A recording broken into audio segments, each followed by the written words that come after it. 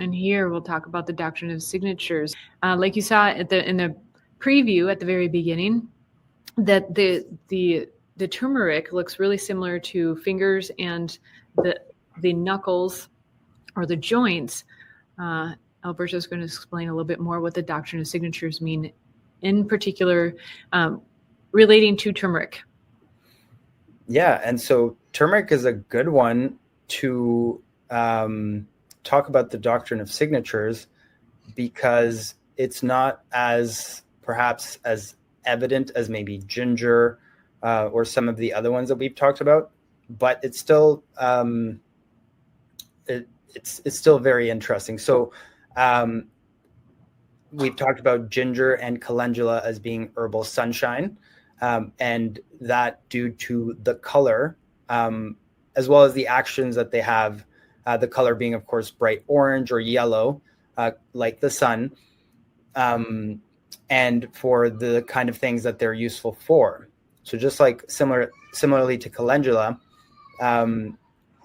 turmeric is antiviral, antiseptic, and antiparasitic, and just like sunshine is, and it has that yellowish, more orange color than ginger, for example, but kind of a similar color to calendula.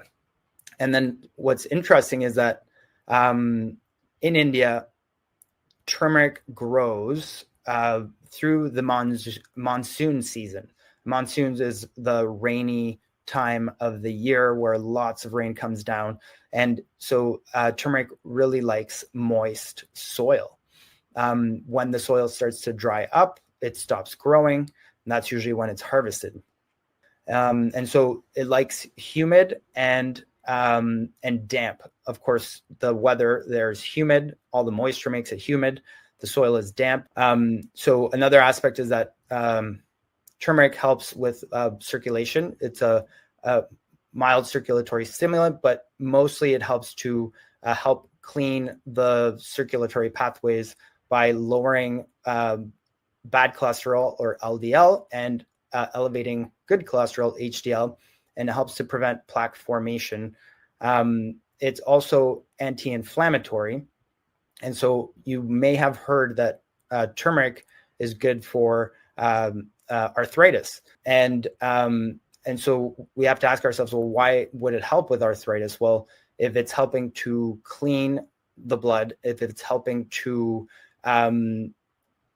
help move the fluids and the blood to these to the extremities, then that would provide further nutrition and would provide further cleansing of those extremities. And so we have on the left a picture of where it's growing. It's moist and damp, and it's and on the right we have the picture of the rhizomes that kind of look like fingers, and we think of herbal sunshine again, and then we think of a different use for it. For example, for digestion, it is it is a choleretic, so it helps to produce bile, which helps to digest, and other gastric secretions. And this can help with heartburn.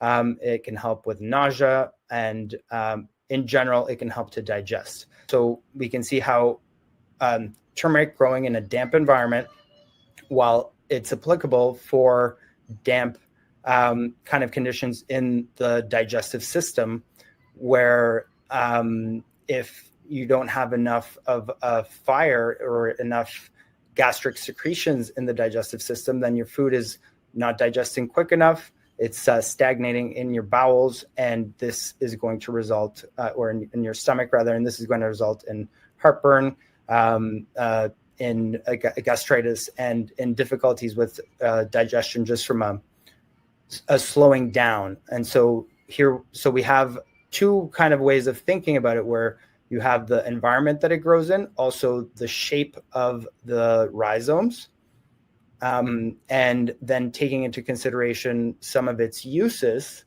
we can see how these mimic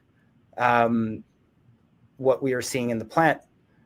And it's very interesting because it's not so direct and so easy to see like some other plants, but it's there, it's subtle.